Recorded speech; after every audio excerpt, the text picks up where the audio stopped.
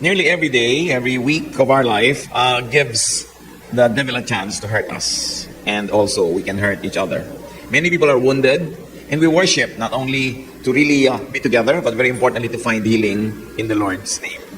As we continue this very interesting study on the life of Joseph, we find and we try to find healing through the messages of everything that happened in his life. Ang pag-aaral natin ngayon, pinamagitan natin, Joseph, love heals. We thank you, Father, for your goodness and kindness to us. May you continue to shower us with your blessings. Empower us not only to understand your word, but also to apply this in our lives. Patahimikin yung kalooban namin, Panginoon. Humihiling kami ng kapayapaan, tahimik na puso. At nawa yung kapayapaan nyo maging amin. We ask you, Lord, to give us your peace, your serenity, so that we may not only survive each day, but we may also be serene and quiet enough to give comfort and peace to other people. Let your love prevail. Let your healing minister to us. In the name of your Son, Jesus, we pray. Amen. The story of Joseph happened in the 18th BC, or 1,800 years before the Lord. That means nearly 4,000 years by now. We know that at 17, Joseph was sold to Egypt. He was his father's favorite, and because of that, he earned the ire of his brothers. Nagalit sa kanya, namuhi sa kanya mga kapatid niya, that sobra siyang paborito ng tatay. And he was sold into slavery in Egypt, where he served very well. And he rose from just being an ordinary foreigner slave to the administrator of the household. But the lady of the house fancied him, seduced him, got rejected by him, and she cried rape. Because of that, the guy was thrown into jail, where he suffered for at least 2 years. But he continued to be very excellent, and even in prison, he became an administrator. Talaga yata na pagkamagaling ang tao, kahit sa madalin, lulutang. People that are good or are always committed to excellence will always shine, no matter where you put them. And so Joseph went to the high rank of being administrator of the jail. And in this very interesting prison, which was really the prison where the servants of the Pharaoh and the people close to the Pharaoh, their servants are actually imprisoned when they displease their masters. So hindi mga hardened criminals yung nandito. Ang common denominator ng mga prisoners where Joseph went to prison was naglilingkod sila sa mga royals, especially the household of the Pharaoh. And he met two interesting people, the cupbearer and the cook of the Pharaoh. And then they had dreams. And Joseph interpreted those dreams, and the interpretation happened. Sinabi niya doon sa isa, lalaya ka after 3 days. And really, on the 3rd day, Pharaoh called him and he was set free. The other person was already given the death sentence. At sabi nito si Joseph, ikulong-kulong mo naman ako sa Pharaoh, sabihin mo naman, lakarin mo naman ako kasi wala naman talaga akong kasalanan. But this guy who promised to remember him actually never remembered him in the next 2 years. But the Pharaoh had a dream, and suddenly this cupbearer remembered that there was a Hebrew back there in the prison who could interpret dreams. And the interpretation was so pleasing to the Pharaoh that he made Joseph governor.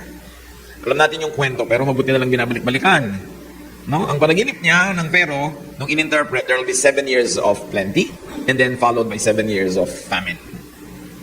And because Joseph gave that very sound interpretation, the Pharaoh asked him to be governor. He said, since interpretation mo yan, you might as well implement a project that will save Egypt from hunger.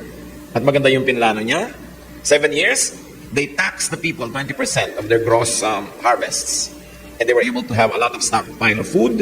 And when the 7 years of famine actually happened, they were more than ready to meet the demands of the people in Egypt and also to be able to export a lot of food to the neighboring countries. So Joseph became governor. He became very prestigious. He had a very high society Egyptian wife and had 2 children. Now he was very established and one of the most distinguished personages in Egypt. Meanwhile, this hunger and famine also affected his home country.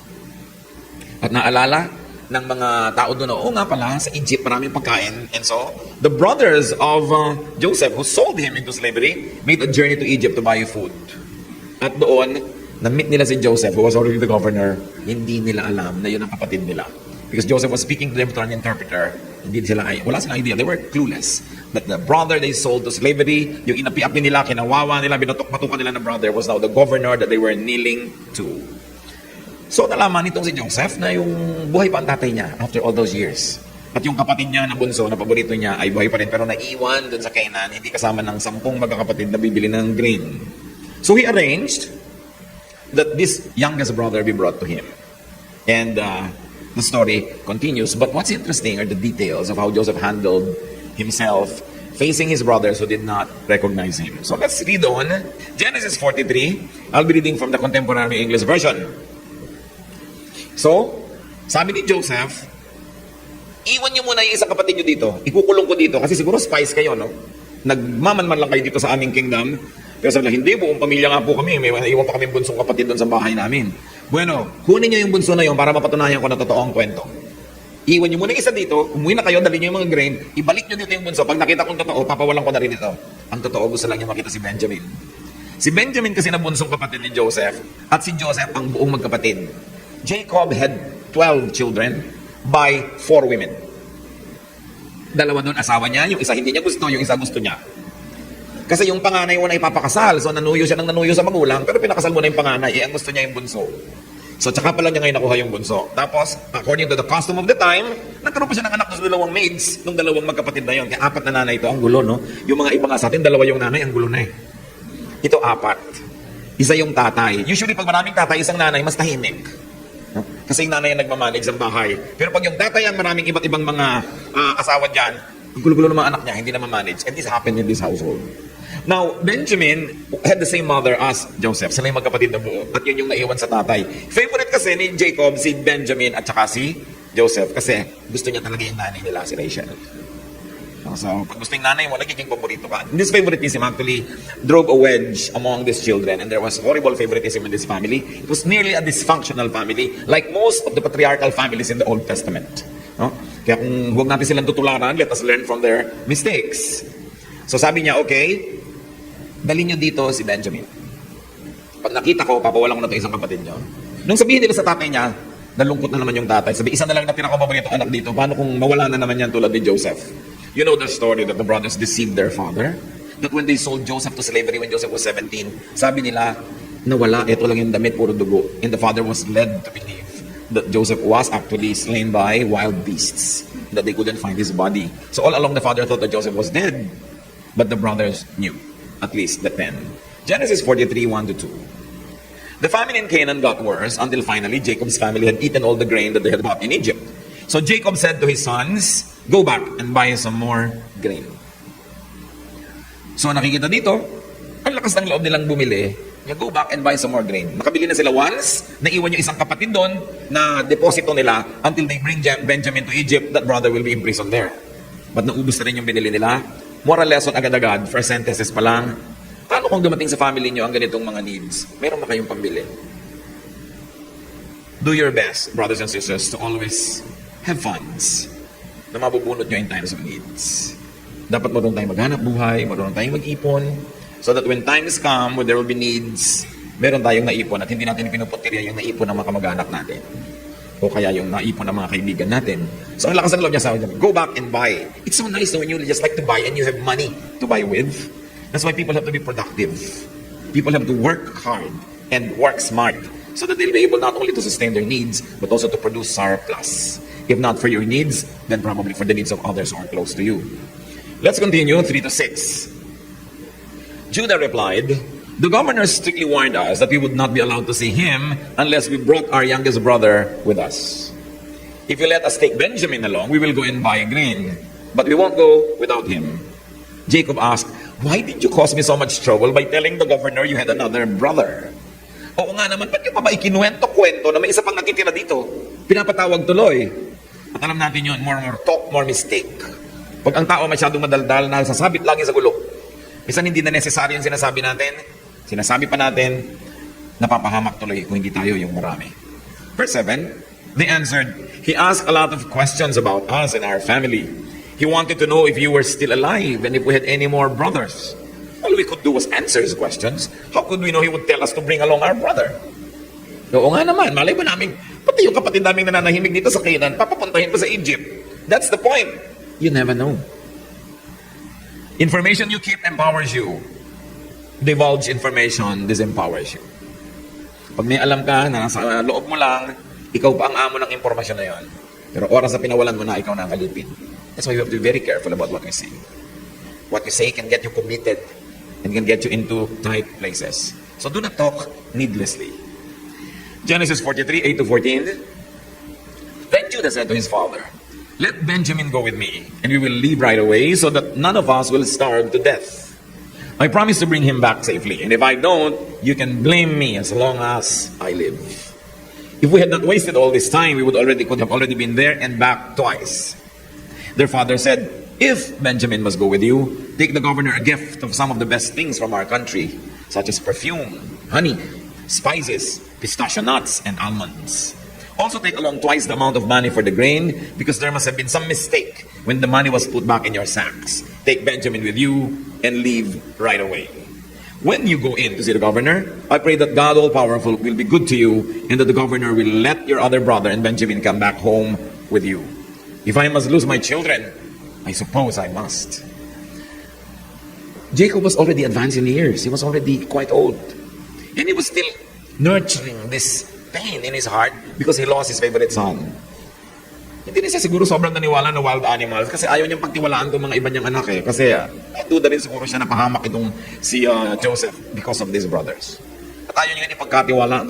Sabi niya, the only son I have left. Grabe rin ang favoritism nitong si Jacob that he could say that. No? Sabi niya, pag si Benjamin na wala pa, ikakamatay ko na yung lungkot na yan. Sabi niya, sige, magdala kayo ng mga regalo. Parang si Esther, naalala natin, sabi niya, if I perish, then I perish. I'll just do what I must. There is this resignation, this faith in the Lord that was operationalized in facing a very, very grave threat. So sabi niya itong si Jacob, if I must lose my children, then I suppose I must. So let's do what must be done. Take Benjamin with you. Pero sabi niya, don't forget to bring gifts as a sign of respect. Isa rin niya na very, very mild form of a bribe. Magregalo kayo. Ang magtataka ka naman dito sa tatay na to, yung mga 10 anak niya, nung pinadala niyo una, wala siyang pangregalo. No? Pero ngayong ang dala-dala na, itong si Benjamin, may pangregalo to soften the heart of the governor. Proverbs 17:8, a bribe works miracles, like a magic charm that brings good luck. Yung mga pagre-regalo, yung mga pagiging thoughtful, marami yan talaga na ibibigay at na idudulot sa'yo na advantage. Be good at gift giving. Be a giver. Huwag niyo lang ito twist yung justice. No? Pero kung gusto nilang magkaroon ng positive disposition towards you, to be more open to you and kinder to you, why not bring a gift? No? Be nice to people. But Jacob say, pay, but to bring twice as much money. Nung nakaraang mga kwento, matapos silang bumili ng mga grain sa Egypt, pag uwi nila, nakita nila lahat ng perang ibinayad nila, bawat sako, nandun uli yung pera sa loob kasi pinasoli ni Joseph. Ganun siya ka-loving. But they did not know that Joseph was their brother. They did not know that Joseph was behind it. So sabi ng tatay nila, isolin nyo yung mga pera na dapat nasa kanila na, but iuwi nyo pa, pambayad nyo na yan eh. So bring twice as much money to return the money that should have already been theirs and then to purchase new supply. They were very honest people. And they wanted to do things quite correctly. Verses 15 to 18. The brothers took the gifts, twice the amount of money, and Benjamin. Then they hurried off to Egypt. When they stood in front of Joseph, he saw Benjamin and told the servant in charge of his house, take this man to my house, slaughter an animal and cook it so they can eat with me at noon. The servant did as he was told and took the brothers to Joseph's house. But on the way, they got worried and started thinking, we are being taken there because of the money that was put back in our sacks last time. He will arrest us, make us his slaves, and take our donkeys. These brothers were paranoid. Sabi nila yung magnanakaw daw galit sa kapwa magnanakaw. Palibasa, ang dami nilang ginawang dirty tricks nung araw. Ngayon, iniisip nila, sila naman yung gagantihan ng tadhana. As they say, evil men run though no one chases them. Kaya yung mga lalaking sobrang babaero, ano din yan? Mga lagi na lamang may duda sa mga sarili nilang asawa. Yung mga lalaking napakaraming mga naging girlfriend na pinagsamantalahan, ang ihigpit ngayon sa mga daughters nila, iniisip nila lahat na lalaki sa balat ng lupa tulad nila. So, ganun. Pagka marami kang atraso sa mundo, hindi ka matahimik. Sila ganun. You can imagine that their devils were torturing them. Imagine what they did to their brother. Sold a brother into slavery. And then told their father that he died. And showed them this jacket of Joseph. They dipped in goat's blood. And the father was grieving all his life for a favorite son he thought to have died. Mabigat na dala yun. Mga kapatid, huwag kayong gagawa ng anumang bagay na pagmumultuhan kayo buong buhay. Especially harming somebody who is permanently related to you, like spouse or the parent of your children, or your parents or your brothers and sisters. We should not do anything wrong to anybody, but especially to people who are close to us. because you will have to live with it all your life. Lagi mo silang makakasama. Kung hindi mo sila kasambahay, magkikita-kita sa lahat ng libing, lahat ng lamay, lahat ng kasalan, lahat ng family reunion. At lagi mong maaalala yung mga atraso na yan. They will always cause a lot of friction. And if not friction, it will cause a lot of discomfort. It is foolishness to harm anybody, but it's double foolishness to harm our relatives and our family members, because these are permanent relations. Like, you cannot do anything to erase it. It's there. Kaya maganda itong mga storya nila David, bagamat mahaba akong binabasa, pero maraming lesson para sa atin. These lessons in family life. These lessons on how to deal with brothers. How do you deal with brothers who have sold you to slavery? Yan yung dilemma ni Joseph. Now that you're powerful, you're governor of Egypt, and they come to you almost begging because they're going hungry, what will you do if you were powerful like him? At ikaw naman, if you have done something so wrong to your brother and also against your father, how will you live with it? Marami sa atin hanggang ngayon nabubuhay sa guilt kasi may nagawa tayong mali nun pa. Minsan nalilimutan mo pag may party, pag may masaya, may kwentuhan, pero naaalala mo rin madalas. How do you deal with that? That's why we like this story, because we can learn a lot from how these people really moved about and what they did and they did not do. Maraming leksyon itong pamilya na to. Kaya subaybayan nyo, kahit saan ko i-preach yung mga ibang chapter, sumunod kayo para nyo mabuo. Kasi hiniisa-isa kong chapter, it's a very beautiful story. So finally, nakita na ni Joseph yung kanyang kapatid. At least 13 years had passed. At least. Matagal din. Hindi na nila nakita yung kilala yung kapatid nila. Genesis 43:19 to 22. So when they arrived at Joseph's house, they said to the servant in charge, "Sir, we came to Egypt once before to buy grain, but when we stopped for the night, we found in our grain sacks the exact amount we had paid. We have brought the money back, together with enough money to buy more grain. We don't know who put the money in our sacks." Magaling sila, inunahan nila yung servant. Kesa sila pa yung maunahan na, kayo ha, dinala nyo rin yung binayad nyo. Inunahan na nila. Hindi naman namin dinala, nagtaka lang kami, bakit nandun na naman sa loob ng mga sako namin yung pera na ibinayad namin doon sa grain. Timing is important. Nasubukan nyo na ba sa buhay nyo yan? Naunahan kayo. May sasabihin sana kayo, naunahan kayo. Nagmukha tuloy na kaya, yan ang sinasabi ngayon dahil nabisto na kayo. Mahalaga yung timing. And sometimes we have to preempt the opposition so that our truth can be established even before it is brought out by someone else. Genesis 43:23. "It's all right," the servant replied. "Don't worry. The God you and your father worship must have put the money there, because I received your payment in full." Then he brought Simeon out to them. Si Simeon yung naging deposito. May iwan dito yung brother nyo, mag-uwi ang kayo, bring the grain, and when you bring the youngest back, I'm going to release this one and also give you back your youngest brother. Apparently, the chief of staff is in the know. Alam niya yung nangyayari, alam niya yung ginagawa ni Joseph sa kanyang mga kapatid. Genesis 43:24 to 25. The servant took them into Joseph's house and gave them water to wash their feet. He also tended their donkeys. The brothers got their gifts ready to give to Joseph at noon, since they had heard that they were going to eat there. So they got a VIP reception. Mapalad kayo pag may mga kapatid kayo na nagiging successful, ano? Kahit wala kang ginawa sa buhay, kakaroon ka ng VIP reception. Be thankful when you have a brother who makes it big. But when it does happen, bring him honor, not dishonor. Isa yan sa mga pinakamahirap na challenges sa third world country, so-called tulad ng Pilipinas, no? Magsisikap ang isang member ng family, aasenso siya, yayaman, sisikat, tapos lahat ng kamag-anak niya, jologs. Yung dadali niya sa kainan, hindi mga marunong gumamit ng mga kutsara at tinidor. Magpa-party siya, mali-mali ang damit, kaya tuloy pag magpa-party ka, bibihisan mo pa lahat yung mga kamag-anak mo para maging tama lang yung gagawin. Tapos kung ano-anong pagkakalatang ginagawa nila. Pag meron tayong kamag-anak, mahal sa buhay, kapatid na umaasenso, sabayan naman natin. Habulin kahit konti, para wag naman tayong ikahiya. O kung hindi man tayo ikahiya, wag naman natin siyang ipahiya.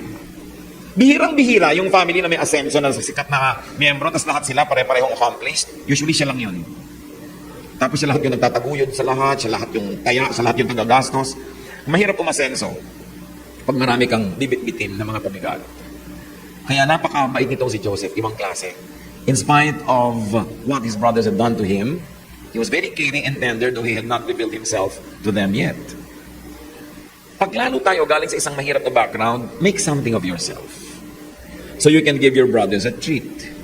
So that you could hold your parents by the arm in their old age and assure them of comfort, of medication, of company, of provision. Lalong-lalo kung tayo naliligid ng mga kamag-anak na hindi naman sila umaasenso.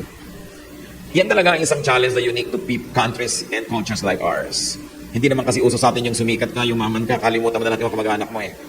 Kaya napakahalaga yung pananagutan ng mga kamag-anak na meron kayong sikat na mga kapatid o pinsan. Help them, help them improve their public persona instead of destroying the image that they have built over the years. It's a great challenge. We don't know specifically how these brothers behaved, but evidently the gap between them and their brother has gone so wide that it was very, very difficult to handle the situation. Genesis 43:26-30. When Joseph came home, they gave him the gifts that they had brought and they bowed down to him. This is the dream. If you're familiar with the background, nung bata pa si Joseph, sabi niya, I had a dream. Ako ay isang parang bunch of straws of grain. Tapos kayo mga bunches din and you all bowed down to me. Kaya nagalit yung mga kapatid niya eh. Sabi niya, ang yabang-yabang mo. Bata-bata mo, kami pa yung magbabaw sa'yo. But it happened. After Joseph had asked how they were, he said, what about your elderly father? Is he still alive? They answered, your servant, our father, is still alive and well. And again, they bowed down to Joseph. Si Joseph, wala nang ginawa kundi kumustahin yung tatay at yung kapatid. Hindi pa rin makahalata itong magkakapatid na to na baka si Joseph yon. Kasi syempre naman, itinapon mo, slave, bakit niya naman magiging governor? No? Wala silang kakluklu. Pero itong governor was very interested in their personal family life. When Joseph looked around and saw his brother Benjamin, he said, this must be your youngest brother, the one you told me about. God bless you, my son. Right away, he rushed off to his room and cried because of his love for Benjamin. Gusto niya sigurong kantahin. Kapatid ng buo eh. Di ba talagang madramatic? The governor could not hold his tears. He ran into a private room and shed his tears there. Talaga humagulgol. Imagine niyo yung mga luhang inipon mo ng napakaraming taon. Yung mga sama ng loob na hindi mo na ibulalas. Yung pananabik mo sa kapatid mo that your arms ache to embrace him. Then all of a sudden he's there and you could not even do what your heart tells you to do. Moral lesson, lalo sa mga macho, cry. Cry when you feel like. It's good for you. It could save your life. Bakit ba unang namamatay ang mga lalaki kaysa mga babae kadalasan? Di ba? Because in our culture and in many cultures around the world, boys are forbidden to cry. Kaya lalaki ka. Kaya ikaw naman galit na yung panga mo. Talagang gusto mo lang sumabog, nagpapakaganyan ka. Blue, namatay ka na lang, heart attack. Mabuting umiiyak kasi according to studies, the lacrimal glands collect toxins from your blood, from your body, from your muscles, and then bring them out through the tears. There are laboratory studies of tears, andun lahat yung toxins ng katawan. You notice this, when you have a good cry, sino sa inyo dito mga palaiyak? Kung na kayo magtaas sa kamay, kilala niyo na sa sarili niyo. Pagkatapos yung magngangalgal sa gabi, di ba? Ang sarap matulog. Himbing na himbing ang nag-iiyak. It is one art, one skill that many men have to relearn, to cry. The best men in the Bible cried at the right moments. Here, Joseph cries. Even the Lord Jesus wept. There's nothing shameful about crying. Basta tama lang sa lugar. At hindi sana naman sa mga soap opera. Ang tatay mo nag-iiyak sa harap ng TV dahil naaapi si Maricel Soriano. But here you see that love really is great. Mapalad yung marunong magmahal. Sino mas mapalad dito? Yung mga kapatid o yung si Joseph? Joseph was full of love. Sa biglang tingin siya yung naapi, pero hindi naman talaga siya ipinaapi ng Diyos. Kung sino ba ibayin niyo yung kwento ni Joseph, we never find him bitter. He only got better. He had all the reasons to be bitter. You were the favorite of your father, you have this multicolored jacket, and then suddenly you're abducted by your own brothers, thrown into a dry well, and if that was not enough, you are sold into slavery in some foreign land at 17. Okay, so you become a slave. Instead of brooding, instead of being angry with the world, sa halip siya mag-drugs o maglasing o magrebelde, he worked very well. He was noticed. In no time at all, he was the administrator of one of the great houses in Egypt. He was trained to deal with aristocracy, with the nobility. He was trained on the finer points of housekeeping, of serving at tables. He was really being prepared for greatness. Pero hindi niya halata yun nun kasi he was just a slave. And then after having been a good slave, the lady of the house fancies him, this good girl with bad habits, suddenly would gaze upon him and ask him, go to bed with me. Joseph refused. He was all 27 when that happened. Katanghali ang tapat ng buhay mo, kainitan ng iyong dugo. Itong babae na amoy lotus. Siyempre, inampaba mo doon, mga katas ng lotus. Ano po kaya? At laging painted and made up, these Egyptian women. Tapos wala naman lagi yung asawa, laging may duty because he was a captain of the Pharaoh's guard. It was so convenient. And Joseph would say no all the time. And for saying no, he got into jail. The woman said, gusto niya ako i-rape. Hindi naman siguro naniwala yung asawa kasi kung talaga naniwala, ipinapatay na ni Joseph agad-agad. Pinakulong lang. Baka may track record si Mrs. Potiphar. Kaya medyo pinagbigyan lang, kinulong si Joseph, hindi naman pinatay. Pero ikaw, for having been a good employee, may kukulong ka, dapat punong-puno ka na ng bitterness, di ba? Pero hindi pa rin gano'n na nangyari. Nagsikap siya na maging mabuti doon sa preso. Naging administrador na naman doon. Tapos ngayon naging governor of Egypt. Pero at any stage in his life, kung ang pinairal niya mga kapatid, bitterness, anger, hatred, he would have not gone far. Because anger is like acid. It destroys its container more than the person for whom it is being stored. Anger will destroy you. Masisira yung diskarte mo sa buhay. Magagalit ka, mawala pa yung blessing ni Lord. So, napakabuti ng kalagayan ni Joseph. Hindi kasi siya nagtanim. Ba't natin pinag-aaralan? Because there's a Joseph in each one of us. Lahat tayo nakaranas siguro na ma-ignore, maapi, at various degrees. We suffer injustice. Gumagawa tayo ng mabuti, pangit pa yung sinusukli sa atin ng mga tao. Learn from Joseph. Don't be bitter. Keep getting better. Yung nagagalit, yung nagtatanim ng galit, yung namumuhi, talo. 1, the favor from the Lord leaves you. Genesis 43, 32 to 34. Joseph was served at a table by himself, and his brothers were served at another. The Egyptians sat at yet another table because Egyptians felt it was disgusting to eat with Hebrews. To the surprise of Joseph's brothers, they were seated in front of him according to their ages, from the oldest to the youngest. They were served food from Joseph's table, and Benjamin was given 5 times as much as each of the others. So Joseph's brothers drank with him and had a good time. Talagang mga mapapalad na kapatid. Here, love prevailed over anger. At nagpaparamdam si Joseph. Medyo pasaway ditong Joseph na to no?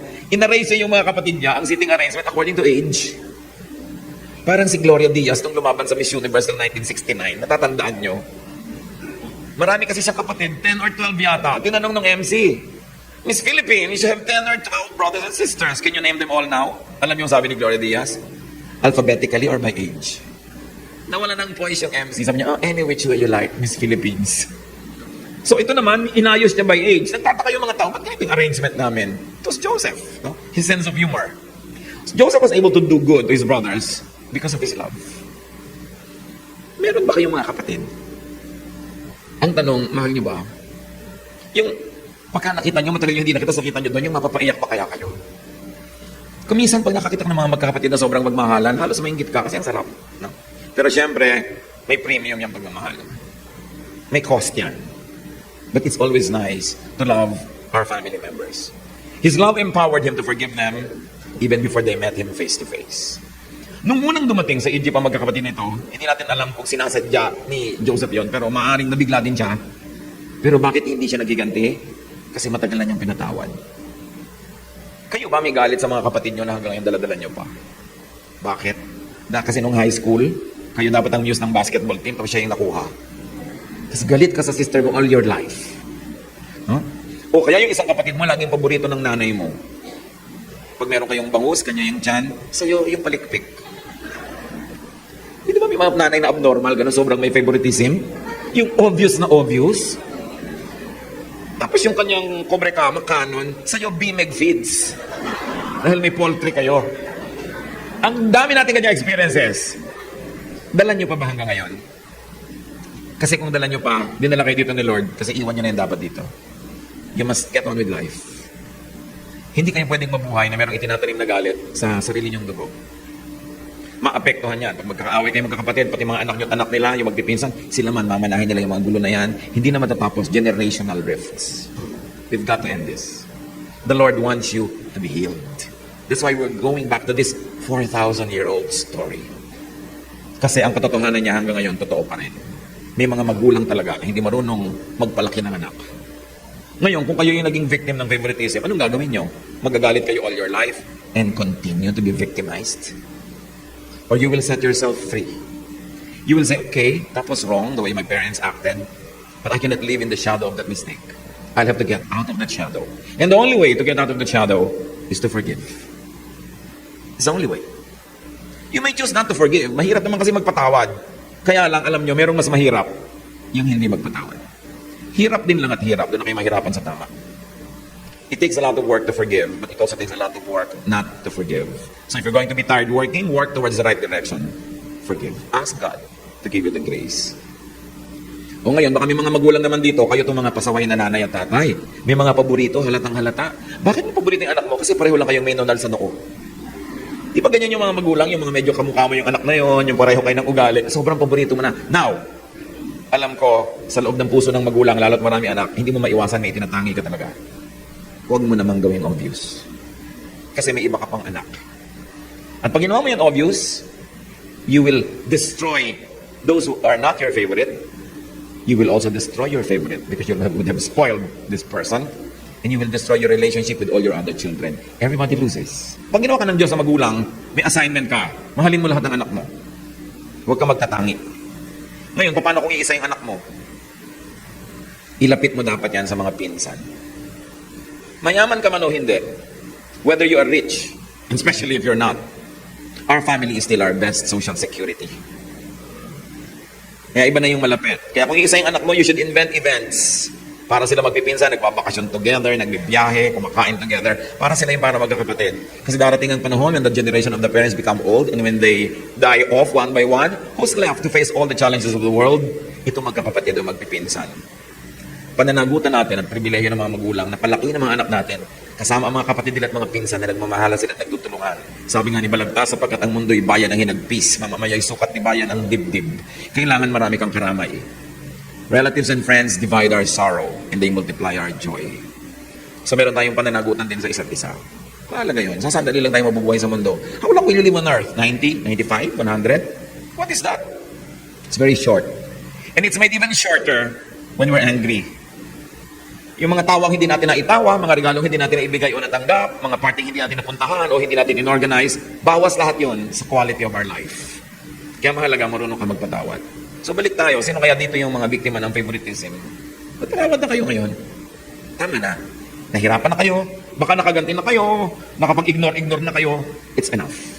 Vengeance is the Lord's, not ours. At hindi lang yun, kung kayo naman yung naging paborito, mag-makeup naman kayo doon sa mga kapatid nyo na sobrang nalugi dahil kayo na lang lagi ang paborito ng magulang ninyo. Ipakita nyo rin na hindi nyo naman yung kayo sang-ayon doon sa naging favoritism na yun. Show your other brothers and sisters that you are not totally in agreement with the way your parent or parents have been mistreating them para maipakita nyo yung love ninyo. At kung kayo yung magulang, review the way you deal with your children. Favoritism destroys many people. Ang mga bata kasi wala silang ambition kundi ipakita sa magulang yung accomplishment nila eh. Kaya nakakatawid lang ng konti, look ma, look pa. Pero pagka hindi ka nakakaganon kasi ayaw kang tingnan ng nanay mo, ba, lagi na lang ang paborito niya, ang tinitingnan niya, it destroys people. And once you are destroyed at childhood, usually you are scarred for life. But let's thank the Lord because of the blood of Jesus, we can have renewal. We can become a new person. Anyone who is in Christ is a new creation. He is a new person. The old is gone. The new has come. But when we accept Jesus into our lives, things change. We begin a new life. And therefore, you begin by forgiving, and then you get on by loving and loving more para yung buhay natin makabawi tayo sa mga kulang. Yun ang so far ang matututunan natin sa hindi pa tapos na kwento na ito. Hatred, anger, and bitterness afflict all of us. Love heals. Kaya mahalaga, tinuturuan natin yung mga magkakapatid to love one another. Alam niyo kung anong pinakamabuti yung maipapamanan sa inyong mga anak? Yung sila nagmamahalan. Sa mga material na pinapamana natin, it's not always a guarantee. In fact, kahit marami nun, it doesn't guarantee that they'll be happy. But what thing is sure in life, people will face problems.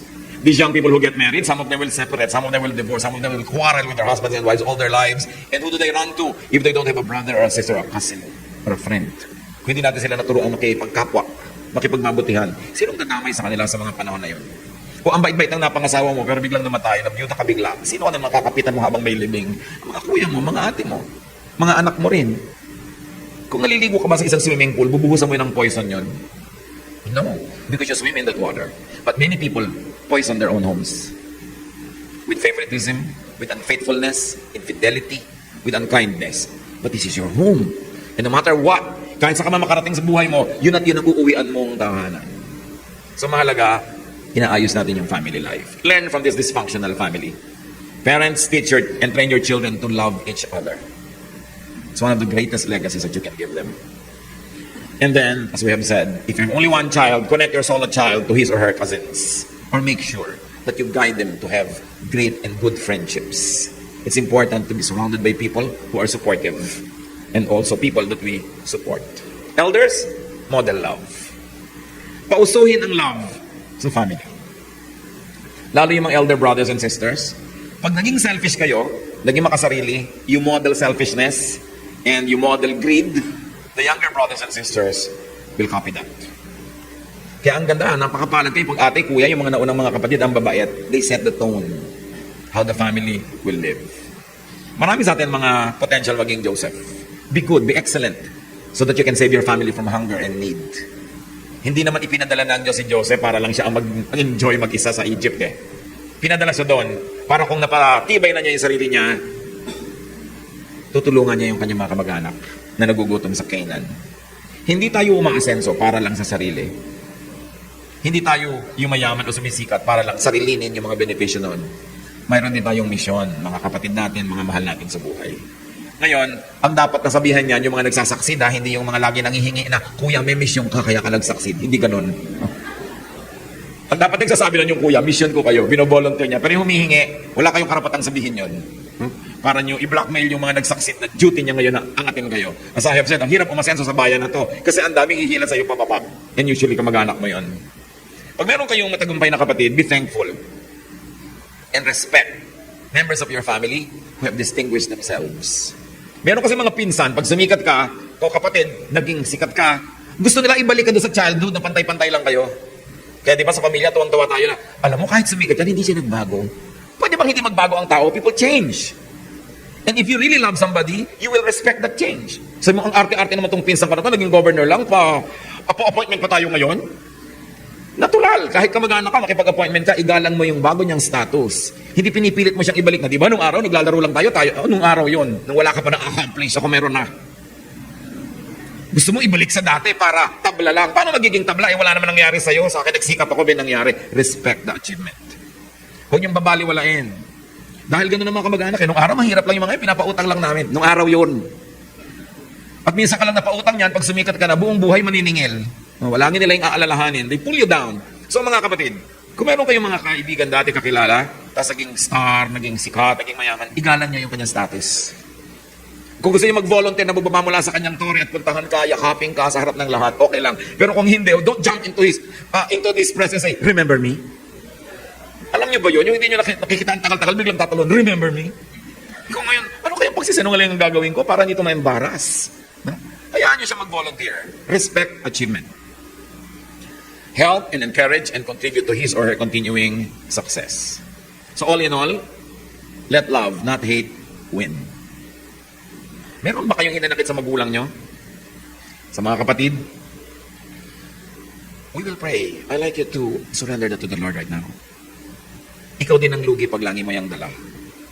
Baka meron tayong practices that are unfair in our family. Correct it from here on. The only way to benefit from a bitter family past is to forgive, to let go, to live again, and to be better. Yung tapos na, hindi na may ibabalik kahit anong gawin natin. Yung hindi pa mangyayari, may power pa tayo para ma-shape the way we like it. It's very important. Itong family na to was being reunited. Don't only read about this family. If your family is divided, do something. Ask God to enable you and empower you so that you can be an agent of a reunion. Kumisan, resign ka na, di bali. Kahit wala na lang akong kapatid o kamag-anak all my life, but you know that deep within you, mas mabuting meron. At kadalasan kailangan lang yan ng repair. Dear God, we thank you for this episode in the story of Joseph. Salamat Panginoon dahil kahit matagal na yung kwento na to, totoong-totoo pa sa mga buhay namin. That's why we're amazed by how your word is alive. Turuan mo kami, Lord, to learn from Joseph na hindi nagtampo, hindi nagalit, hindi nagtanim ng sama ng loob. At kung meron man at nagkaroon man, hindi niya pinatagal, hindi niya hinayaang makasira sa kanyang pagkatao at hindi niya hinayaang makasira sa relasyon niya sa inyo, O Diyos. Now, as we bow before you, please help us to review our family life. Kung meron sa amin, Panginoon, ng mga nag-practice ng favoritism, no, ng mga magulang o kapatid man, turuan mo, Lord, kami to be fair and to love our family members equally. If not out inside our hearts, at least outwardly, so we will not needlessly offend people. Turuan mo kami, Lord, to de-emphasize this favoritism thing. Sa mga naging victim nito, turuan mo kami, Lord, to forgive. At kung hindi kami paborito, reviewin din namin. Bakit kaya? Ano kaya mga kapintasan namin? Ano ba naman yung mga valid reasons why we are not liked? At sa tulong mo, turuan mo kami, Lord, magbago, mas maging likable, mas maging positive, para yung dating hindi na kakagusto sa amin, magustuhan yung ugali namin. Huwag lang namin sisihin yung mga may ayaw sa amin. Tingnan namin ang sarili namin. Why not?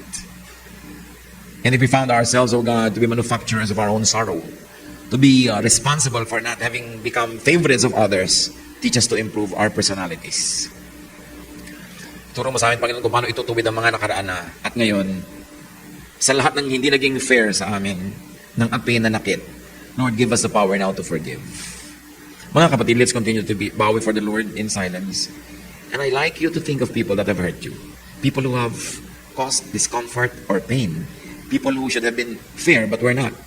Na hanggang ngayon may dala-dala pa kayo sa loob nyo. Kamag-anak nyo man o hindi. Pero dala nyo yan. Give them at the feet of Jesus right now. Ask the Lord Jesus to take away all your pain, all your anger and bitterness. And be free.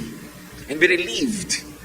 And let the blood of Jesus wash you from all of these past pains and sorrows. At kung wala naman tayong ganyan mga pain, baka tayo yung nakasakit sa iba, hihingi natin ng tawad. Kung hindi naman tayo yung nagkamali, hindi tayo yung victim, pero nakikita natin it's happening around us, ask the Lord to make you an agent of blessing so that you could give enlightenment to people around you who are practicing favoritism and unfairness. Let's be silent before the Lord for a while. Let us benefit from this story. O Lord, in silence, teach each one of us. Help us to review our lives. Help us to unburden ourselves before you.